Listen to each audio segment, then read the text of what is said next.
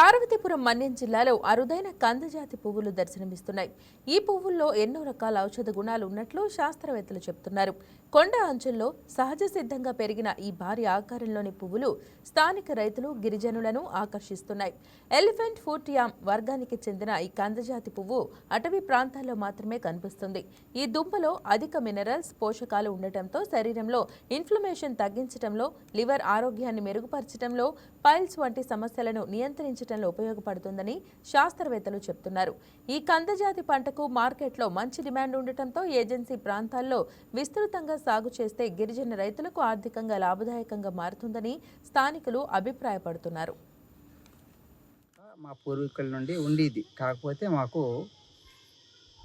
తెలియక ఇంతవరకు అది వాడడం లేదు.